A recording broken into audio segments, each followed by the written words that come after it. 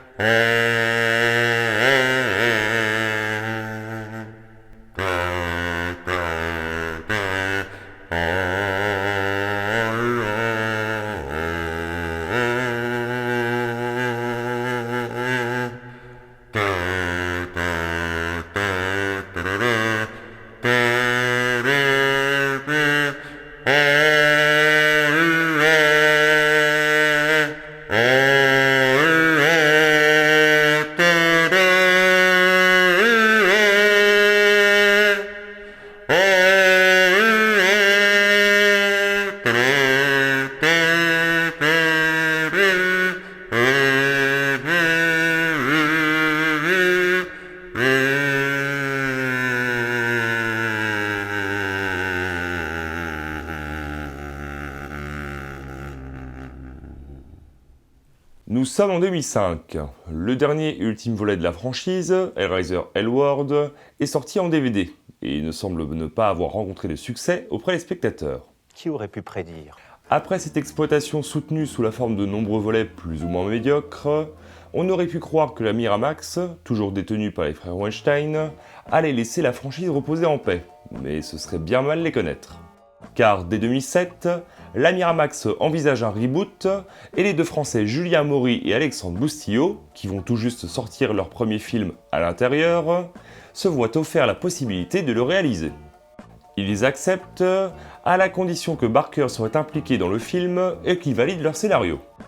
Après un premier pitch qui semblait plaire à Weinstein, ils rencontrèrent Clive qui était aussi emballé par le scénario et qui leur fera quelques suggestions, dont une qui parlera sûrement aux fans de la franchise, celle de relooker Pinhead et de le revêtir d'un costume blanc.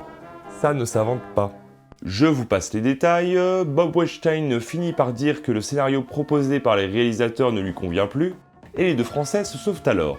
Si cette histoire vous intéresse, je vous invite à aller écouter le podcast Monster Squad dédié à Hellraiser, où Monsieur Boustillot intervient et raconte en détail cette histoire, et vous avez le droit en prime à une petite anecdote assez drôle sur Clive Barker. Bref, les deux réalisateurs ont murmuré après leur départ le nom de Pascal Laugier, que vous connaissez sûrement pour son film Martyr, mais ça n'a débouché sur rien de concret. Il y a eu aussi Darren Lynn Bousman, qui fut approché un temps pour le réaliser, et que vous connaissez sûrement pour son Saw 2, 3 et 4. Et finalement, le projet est annoncé avec Patrick Luzier à la réalisation et Todd Farmer à l'écriture, des gens à qui l'on doit respectivement la trilogie des Dracula 2000 et les scripts de Jason X et Messenger 1 et 2. Et merde. Ceci étant, la pré-prod a été lancée pendant un petit moment car des artworks des nouveaux designs pour les Cénobites, signés Gary Tunnicliffe, nous sont parvenus. Et c'est à mon goût pas trop foufou. Le duo a quant à lui claqué la porte au nez des frères Weinstein pour différents créatifs, ceux-ci voulant un film Peggy 13 alors qu'eux voulaient un film classé R. Mais le temps presse et nous sommes maintenant en 2010, et d'après le contrat, il doit sortir un film Hellraiser, sans quoi la Miramax perdra les droits de la franchise. Et manque de bol, la production de ce possible reboot n'avançant pas, ils lancent alors en catastrophe la production d'un nouveau volet. Et quand je dis catastrophe, c'est pas peu dire. On parle d'une période de pré-prod de 3 semaines, avec un scénario écrit par Gary Tunnicliffe, responsable des maquillages des Cénobites depuis le 3e volet, et qui souhaitait réaliser le film à l'origine. Malheureusement, il travaille au même moment sur Scream 4, et seule sa société d'effets spéciaux est disponible pour la tête d'épingle. La Miramax se tourne alors vers un certain Victor Garcia, apparemment spécialiste ensuite directement sorti en DVD, un choix logique au vu des volets précédents, qui a donc le droit à 10 jours de préparation avant de partir pour 12 jours de tournage.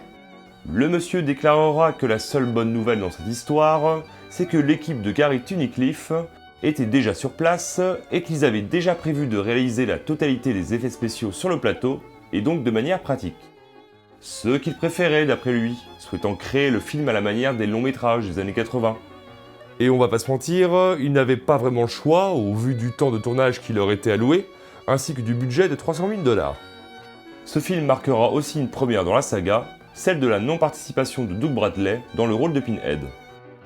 En effet, celui-ci a préféré décliner l'offre en voyant le scénario, qui a eu le droit à aucune réécriture, le temps de tournage rachitique, ainsi que le maigre budget alloué au film, qui lui garantissait un salaire équivalent au prix d'un nouveau frigo. Je n'invente même pas. Bref, tournage en 12 jours, 2 jours de reshoot, et sorti en catastrophe le 18 octobre 2011 en DVD. Attendez, on me signale dans l'oreillette qu'il a été diffusé une fois dans un cinéma en Californie le 18 mars. Oh, on s'en fout. Bref, la critique est désastreuse, mais ouf, la Miramax conserve les droits. Victor Garcia déclarera qu'il avait essayé de joindre Barker durant ce court projet et qu'il n'avait jamais réussi à le contacter. À mon avis, il faisait le mort. Car à la sortie de ce Hellraiser Revelations, Barker déclarera sur Twitter « Chers amis, je tiens à signaler que le film qui utilise le terme Hellraiser n'est pas un de mes putains de bébés. Je n'ai rien à voir avec ce putain de truc. S'ils prétendent qu'il est né de l'esprit de Clive Barker, ils mentent. Ce n'est même pas sorti de mon trou de balle. » Et sur cette belle citation, on va embrayer sur l'histoire du film. Deux jeunes hommes, issus d'un milieu aisé nommés Nico Bradley et Steven Craven, vous noterez la subtilité des noms de famille, se dirigent vers le Mexique, plus précisément vers Tijuana! Tijuana! afin de faire la fête et de pratiquer le ça va ça vient avec les femmes du pays. Bref, tout ne va pas se passer comme prévu, ils se font voler leur voiture, ils disparaissent. Quelques temps plus tard, j'ai pas souvenir qu'ils soient indiqués précisément combien de temps s'est écoulé depuis l'incident. Les deux familles des disparus organisent un repas qui va tomber comme par hasard le jour où Emma, la petite sœur de Steven et la petite amie de Nico, enfin l'ex-petite amie, va visionner le film du séjour des deux garçons, où se mêlent blagues graveleuses, débauches et boîte de le marchand, qui se trouvaient dans les affaires de Steven rendues par la police, que Emma va tenter d'ouvrir, et comme vous pouvez l'imaginer, ça va partir en cacahuète. Bon, on va pas y aller par quatre chemins, le film il est pas intéressant.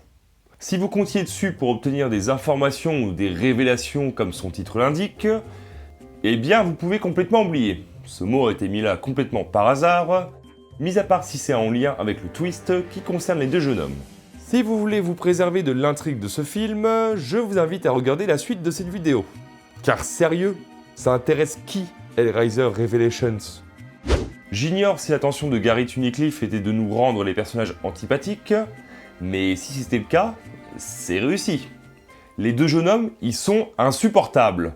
Entre les jeux d'acteurs qui font ce qu'ils peuvent, enfin, j'imagine, et l'écriture de leurs personnages, il n'y a rien qui va. Je reviendrai pas sur le côté psychopathe de Nico, qui est juste là pour en faire le candidat idéal pour la boîte, même si j'ai du mal à comprendre pourquoi il l'ouvre.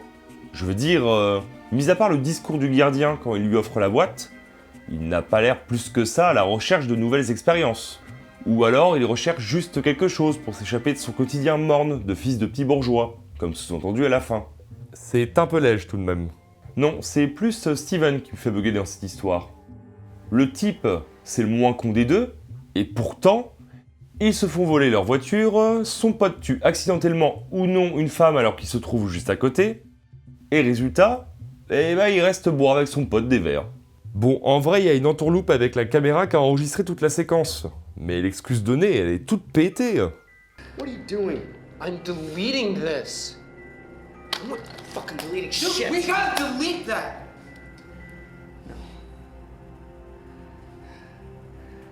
Now it's destroying it, keeps us on the same team. Mais pire, une fois que Nico rentre en possession de la boîte et l'ouvre, et qui finit tout naturellement par être embarqué par les Cénobites, le type erre en état de choc dans les rues de Tijuana, finit par s'offrir les services d'une péripapéticienne du coin, et la tue parce qu'il a entendu la voix de Nico lui demander de le faire. Évidemment. Et tout ça pour se dégonfler sur la dernière parce qu'il y a un enfant dans l'équation. Alors j'entends, un enfant c'est hardcore, mais quand même, tu t'es pas déjà posé la question vis-à-vis des précédentes femmes, Steven ? Je veux dire, c'est hard aussi, hein. Enfin, je pense qu'avec cet aperçu de l'intrigue, vous avez une petite idée de la qualité de ce film. Il est vulgaire. Loin de moi l'idée de faire passer ses prédécesseurs pour des œuvres de bon goût, mais là on a atteint un palier encore supérieur. Car avec son intrigue et certains éléments repris du tout premier film, la comparaison, elle est inévitable et ne va pas en sa faveur. Le seul type qui se sert de son ami / amante pour revenir de la dimension des Cénobites, la jeune fille qui ouvre le cube, les meurtres pour redonner sa forme humaine à la victime des Cénobites, c'est pas moi qui l'invente, hein. Tout ça, ça vient du premier film. Même le coup du gardien, ça vient de là. Même le délire d'inceste est issu de ce premier volet, que ce soit Frank avec Kirsty, ou le sous-entendu entre Andrew et Kirsty. Bon, ici c'est rendu bien malaisant aussi. Et je pense que c'est la seule réussite de ce film. Car pour le reste...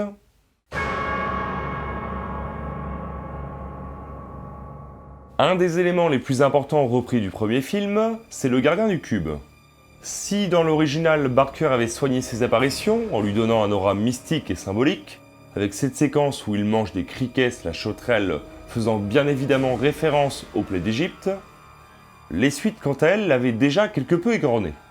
Un petit caméo dans le 2, dans le 3 il vend le pilier des âmes à J.P. Monroe comme un vendeur excentrique lambda, et dans le Seeker, je le compte pas, car vu qu'il est joué par Doug Bradley lui-même, j'ai toujours pensé que c'était juste Pinhead, qui avait revêtu une apparence humaine.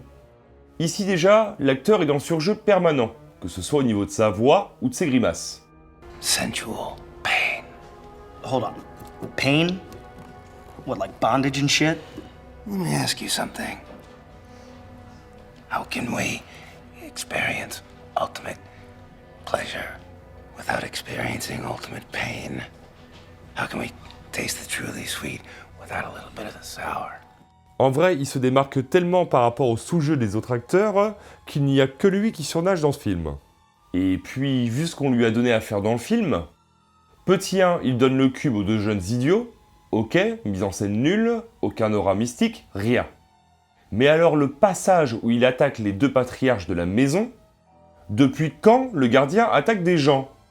Il est juste là pour veiller à ce qu'ils ouvrent le cube et pour pouvoir le récupérer après coup, afin d'éviter que quelqu'un le détruise. Pourquoi diable s'en prend-il aux gens dans ce film? Et il y met du cœur en plus, hein, car il vole les voitures des deux familles et coupe la ligne téléphonique. Et manque de bol pour eux. Try my cell? No signal, that's why we keep a landline. Ah, c'est pratique ça. Bref, il n'y a rien qui va. Et que dire de ce rajout inutile concernant le cube? Maintenant, quand tu tentes de l'ouvrir, eh bien ça t'excite. J'aime bien l'idée en vrai, hein, mais c'est comme tout le reste du film. C'est vulgaire. Et c'est là uniquement dans le but d'amorcer la scène incestueuse entre Emma et Nico dans la peau de Steven. Car oui, plot twist, Steven, qui en a marre de tuer des gens pour rendre son apparence humaine à Nico, finit massacré par celui-ci afin de lui prendre sa peau. Mais il parvient quand même à rester en vie le temps d'ouvrir le cube pour être recruté par les Cénobites dans leur dimension. Tout ça pour aboutir à un climax nul, où Nico souhaite échanger sa liberté contre celle de son ex. Spoiler, ça va pas marcher. Et une pseudo-critique du modèle de famille américaine, qui a, je trouve, rien à faire là. Et si ce n'était que la trame qui n'allait pas, mais le visuel, mais Seigneur! Alors, je pense que ça vous a sauté aux yeux depuis le début de cette vidéo, mais ce film, il est moche. 2011 oblige, on est passé au numérique. Et les mecs sur le plateau étaient soit incompétents, soit il n'y avait pas assez de budget. Ou les deux. C'est éclairé tel un DTV. La photo, elle est sans âme. Le côté fan footage. Le fait que l'image que l'on voit soit en fait une vidéo tournée par un personnage du film. N'est même pas exploité. On passe d'un fan footage à une image classique durant une même scène. Paye ton effet inutile. Alors que quitte à faire du fan footage, autant l'exploiter. Ça aurait même pu être l'occasion de retourner dans le labyrinthe de Léviathan, en mode train fantôme. Et quand on y pense, ça aurait même pu servir de cache-misère pour les effets spéciaux. Mais vous comprenez mon bon monsieur, on n'a que 12 jours d'accordé par Weinstein. Car malgré la bonne volonté des équipes de Tunnicliffe pour les effets pratiques, la plupart, ils sont gâchés par l'éclairage. Mais regardez-moi cet écorché. Tout le côté sointant des premiers films obtenus par des litres et les litres de lubrifiant balancés sur le comédien, il est quasiment absent. Il brille, mais on peine à y croire. Ça, il me paraît vachement épais pour un écorché. Même les Cénobites, bordel, mais regardez-moi ce châteureur au féminin. Elle fait peine à voir par rapport à son modèle originel. Et on remarquera que la couleur de ses bras n'a même pas la même nuance que sa tête. Vous me direz, ils ont au moins évité de la mettre dans les combinaisons cuir intégrales des précédents volets. Bah, navré, mais ça rend pas mieux, hein. Et pour Pinhead, putain, mais parlons-en de Pinhead. Premier film de la franchise où Doug Bradley ne reprend pas le rôle, sans parler de No More Souls, que j'évoque dans cette vidéo. Le moins que l'on puisse dire, c'est que l'idée de le remplacer paraissait être une tâche insurmontable. Présent depuis maintenant 8 films, soit 18 ans de règne, il est devenu malgré lui la figure centrale de la franchise. Car, pour rappel, la figure du prêtre des enfers n'était pas prévue pour être principale au début. Et le sort qui lui était réservé dans le second film était là pour le faire comprendre au spectateur. Mais on va pas se mentir, les promotions des films le mettaient très en avant, et ce, dès le début. Et c'est pas avec un budget si rachitique et un temps de préparation ridicule que le défi de le remplacer allait être relevé haut la main. Si bien que pendant un petit moment, ils ont carrément envisagé de ne pas faire apparaître Pinhead dans le film, ce que les producteurs ont dû refuser, je pense. Le rôle échoit donc à un certain Stephen Smith Collins, et le moins que l'on puisse dire, c'est que ça ne fonctionne, mais alors, pas du tout. Que ce soit la forme de son visage, le regard, la démarche, y a rien qui va. Rattle Rock l'explique très bien dans sa vidéo, mais le costume est trop ample, trop large. Assez ironiquement, le manque de mobilité dû à son costume dans les premiers, sauf dans le 3, lui donnait un aura assez lourd, calme, sûr de lui. Ici, on sent le costume, on n'y croit pas. Et la lumière n'arrange rien sur le maquillage, qui nous présente un quadrillage frais, alors que c'est censé être des cicatrices. Mais je trouvais qu'il y avait déjà ce problème dans le troisième volet. Encore. Mais là, c'est pire.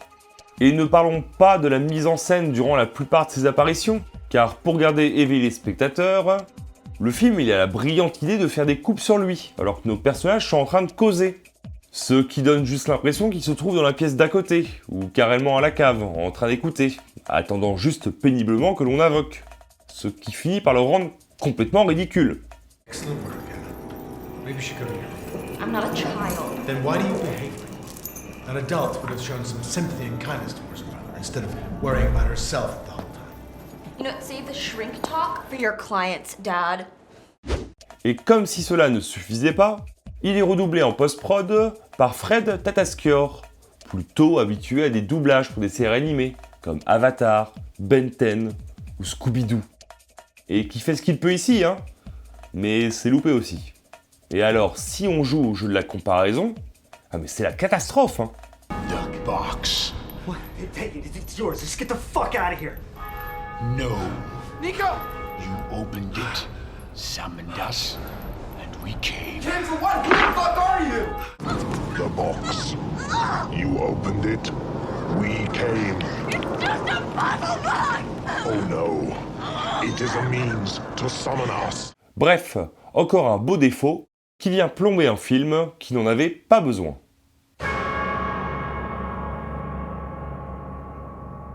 Quoi dire de plus ? Je pense que ce n'est un secret pour personne, on a ici atteint le point le plus bas de la franchise. Qu'est-ce qu'on pouvait attendre d'un produit fait dans l'unique but de conserver les droits de la licence ? Pas grand-chose, assurément. On pourrait limite le considérer comme un fan-film, mais produit par la boîte qui détient les droits d'exploitation. Trop bizarre. Mais ce serait insulter les fan-films.